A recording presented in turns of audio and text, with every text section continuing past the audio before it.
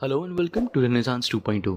आज हम शुरू करने जा रहे हैं क्लास 11 की सोशियोलॉजी की बुक 2 का चैप्टर 4 इंट्रोड्यूसिंग वेस्टर्न सोशियोलॉजिस्ट। अब इस चैप्टर में हम देखेंगे कि सोशियोलॉजी कैसे एक सब्जेक्ट बना, वो क्या कंडीशंस थी कि सोसाइटी को समझने के लिए लोगों को एक नया सब्जेक्ट बनाना पड़ा, और वो कौन लोग थे जिन्होंने ये काम किया। कई बार हम बोलते हैं कि सोशियोलॉजी रेवोल्यूशन की देन है। अगर आपको याद हो तो हमने बुक 1 में पढ़ा था कि कैसे इंडस्ट्रियल रेवोल्यूशन की वजह से सोसाइटी कॉम्प्लेक्स हो गई और सोशियोलॉजी का जन्म हुआ। इस चैप्टर में हम 3 ऐसी प्रोसेसेस देखेंगे जिसकी वजह से सोशियोलॉजी निकल के आया। पहला था एज ऑफ एनलाइटनमेंट, दूसरा द फ्रेंच रेवोल्यूशन और तीसरा द इंडस्ट्रियल रेवोल्यूशन। इन तीनों को हम अभी डिटेल में देखेंगे। इन तीनों प्रोसेसेस की वजह से ही एक नया सब्जेक्ट बनाने की ज़रूरत महसूस हुई। तो पहले बात करते हैं एज ऑफ एनलाइटनमेंट की। अगर सिंपल शब्दों में बताऊं तो इसका मतलब है लॉजिकली सोचना। इस एज ऑफ एनलाइटनमेंट से पहले जो चर्च ने बोल दिया उसे मान लिया जाता था फाइनल। जैसे चर्च ने बोला कि अर्थ फ्लैट है तो मान लिया कि अर्थ फ्लैट है। तो जब रेनेसांस आया यानी एज ऑफ एनलाइटनमेंट, तो यहाँ लोगों ने सवाल पूछने शुरू किए, लॉजिक मांगना शुरू किया। इसी एज ऑफ एनलाइटनमेंट की वजह से इंसानों ने अपने माइंड को ब्रॉड किया और साइंटिफिक डिस्कवरीज में प्रोग्रेस किया। नेक्स्ट है द फ्रेंच रेवोल्यूशन। अब ये फ्रेंच रेवोल्यूशन इतना इंपॉर्टेंट क्यों है? तो इस फ्रेंच रेवोल्यूशन से कुछ नोबल प्रिंसिपल्स निकल के आए, जैसे liberty, equality, fraternity, human rights. जो सदियों से बॉन्डेड लेबर का सिस्टम चलता आ रहा था वो इस रेवोल्यूशन के बाद बंद हो गया। गरीबों से जो टैक्सेस लिए जाते थे उन पर रोक लगाई गई, लोगों के पास अपनी राइट्स आ गए एंड सोसाइटी एक नई डायरेक्शन में जाने लगी। लोगों की प्राइवेट लाइफ में चर्च ने दखल देना बंद कर दिया, रिलीजन और फैमिली प्राइवेट अफेयर बन गया और एजुकेशन पब्लिक यानी गवर्नमेंट अफेयर बन गया। एक देश का कॉन्सेप्ट निकल के आया यहाँ से, जिससे लोगों में देशभक्ति की भावना पैदा हुई। तो इसीलिए ये भी एक रीज़न है सोशियोलॉजी सब्जेक्ट बनने का। अब बात करते हैं इंडस्ट्रियल रेवोल्यूशन की। तो इंडस्ट्रियल रेवोल्यूशन की वजह से सोशियोलॉजी का जन्म इसलिए हुआ क्योंकि इंडस्ट्रियल रेवोल्यूशन हमारी सोसाइटी में कुछ चेंजेस लेके आया, और ये चेंजेस इतने बड़े थे कि लोगों को समझ ही नहीं आ रहा था कि सोसाइटी में हो क्या रहा है। अब देखते हैं कि वो चेंजेस थे क्या। सबसे पहले तो लोगों के काम करने का तरीका बदल गया था। जो काम पहले वो अपने घरों से करते थे छोटे पैमानों पे, वो अब बड़े लेवल पे फैक्ट्रीज और इंडस्ट्रीज में होने लगा। दूसरा, लोग गांव से शहरों में आने लगे और शहरों की पॉपुलेशन इतनी बढ़ गई कि मजदूरों को झुग्गियों में रहना पड़ा। तीसरा, अब क्योंकि लोग झुग्गियों में रह रहे थे जहां ज़्यादा साफ सफाई नहीं होती, प्रॉपर सैनिटेशन फैसिलिटीज़ भी नहीं होती, तो ऐसे में नई नई बीमारियां सामने आने लगी और लोग भुखमरी से भी मरने लगे। तो इन सारी प्रॉब्लम्स को और चेंजेस को समझने के लिए सोशियोलॉजी सब्जेक्ट का निर्माण हुआ। तो अब बात करते हैं जर्मन सोशियोलॉजिस्ट कार्ल मार्क्स की। मार्क्स के लिखे गए सब कामों में ये 4 सबसे पॉपुलर हैं, और इनमें भी जो सबसे ज़्यादा पॉपुलर है वो है 10 कैपिटल 1867 का। मार्क्स का मानना था कि ह्यूमन सोसाइटी अलग अलग स्टेजेस से गुजर रही है। जैसे सबसे पहले कम्युनिज्म, फिर स्लेवरी यानी गुलामी, फिर फ्यूडलिज्म और अब कैपिटलिज्म। पर उनका मानना था कि ये सीरीज कैपिटलिज्म पे ही ख़त्म नहीं होगी, इसके बाद आएगा सोशलिज्म, जो वो खुद भी चाहते थे। अगर आपको कम्युनिज्म, कैपिटलिज्म या सोशलिज्म जैसे वर्ड्स का मतलब नहीं पता तो डोंट वरी, हम इन्हें आगे कवर करेंगे। मार्क्स कहते थे कि कैपिटलिज्म में इंसान एक दूसरे से बहुत अलग हो रखा है। इंसान का उस प्रोडक्ट पे कुछ हक ही नहीं है जो वो खुद बना रहा है। क्यों? क्योंकि वो सिर्फ एक लेबर है। वो चाह के भी उस प्रोडक्ट में कुछ चेंजेस नहीं कर सकता। पर वो जानते थे कि कैपिटलिज्म ज़रूरी है ह्यूमन सोसाइटी के लिए, क्योंकि उसी के बाद सोशलिज्म आएगा। तो अभी कैपिटलिज्म होता क्या है? तो कैपिटलिज्म एक ऐसी स्टेट है जहां एक देश का मेजर बिजनेस, ट्रेड या व्यापार प्राइवेट कंपनीज और लैंडलॉर्ड्स कंट्रोल करते हैं, और वो सिर्फ अपने प्रॉफिट पे ध्यान देते हैं। और सोशलिज्म में सब लोगों का बराबर अधिकार होता है। मार्क्स के हिसाब से इकोनॉमी वही चलाता है जो चीज़ें प्रोड्यूस करता है। इसीलिए वो चाहते थे कि वर्किंग क्लास यानी लेबर्स और वर्कर्स का कंट्रोल होना चाहिए मोड्स ऑफ प्रोडक्शन पे। और उनका मानना था कि फ्यूचर में क्लास स्ट्रगल यानी विद्रोह और संघर्ष से ये चीज़ पॉसिबल है। अब आते हैं क्लास स्ट्रगल पे। तो क्लास का मतलब है लोगों को काम के हिसाब से डिवाइड करना, यानी सेम क्लास के लोग एक जैसे तरीके का काम करेंगे। सेम इंटरेस्ट होंगे। कई बार जब दो क्लासेस के इंटरेस्ट क्लैश होते हैं तो अक्सर उन क्लासेस के बीच लड़ाई होती है, जिसे क्लास स्ट्रगल बोला जाता है। और इन्हीं क्लास स्ट्रगल की वजह से सोसाइटी में चेंजेस आते हैं। अगर हम ह्यूमन हिस्ट्री देखें तो हमें हर थोड़े टाइम में कोई ना कोई कॉन्फ्लिक्ट मिलेगा, पर कॉन्फ्लिक्ट होने के लिए लोगों को उनकी क्लास के इंटरेस्ट का पता होना ज़रूरी है, जिसे क्लास कॉन्शियसनेस भी बोलते हैं। और जब रूलिंग क्लास या डोमिनेंट क्लास को लोग हटा देते हैं, उसे बोलते हैं रेवोल्यूशन। ये थे व्यूज़ कार्ल मार्क्स के। अब बात करते हैं एमाइल डर्कहाइम की।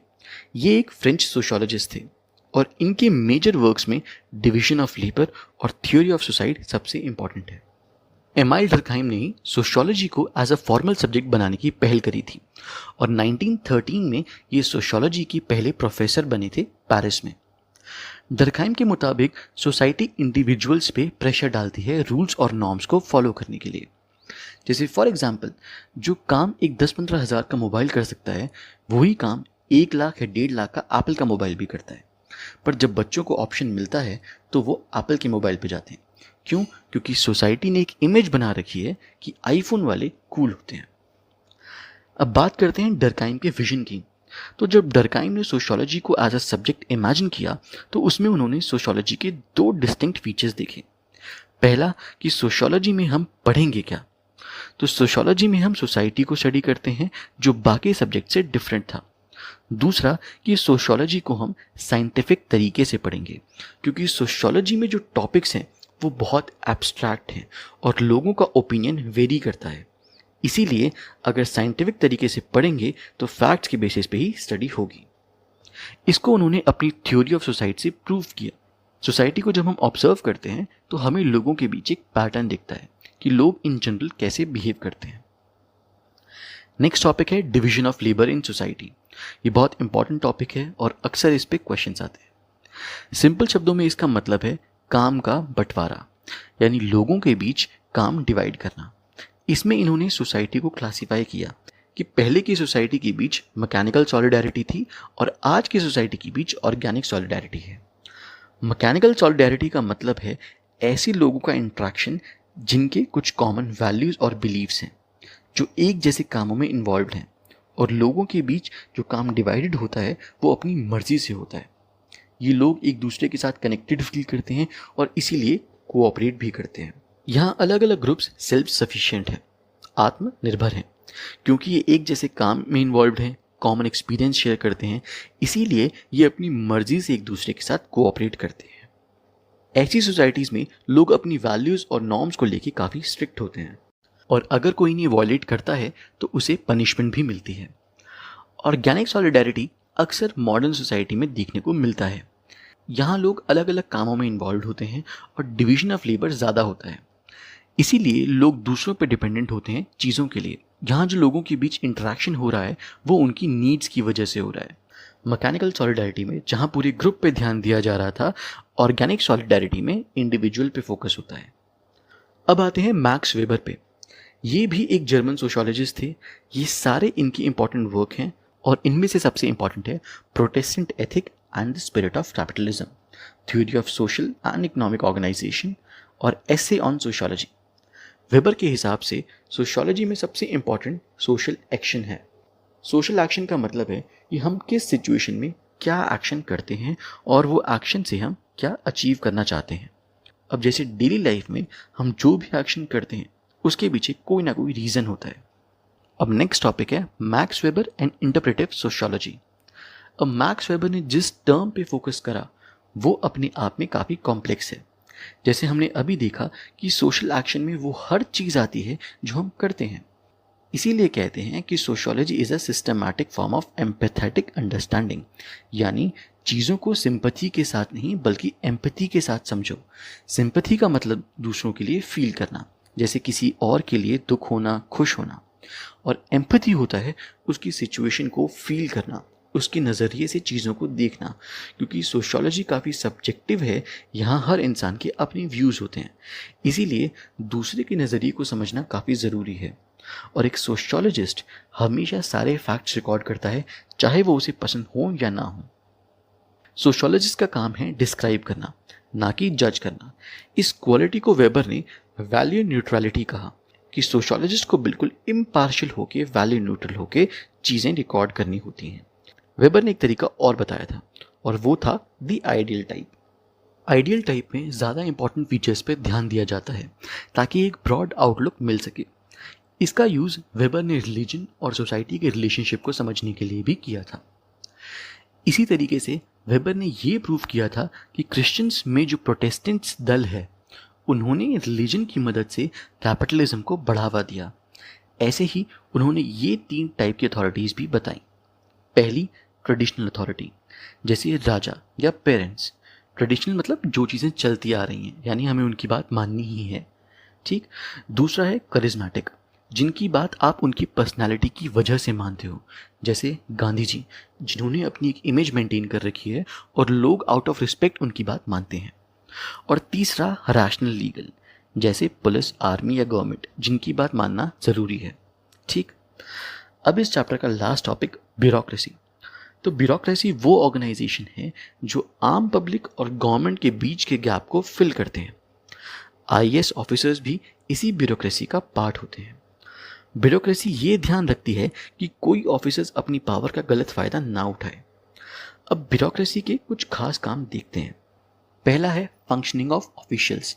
तो हर ऑफिसर के काम करने की एक लिमिट होती है, एक दायरा होता है जिसके अंदर रह के ही वो काम कर सकता है।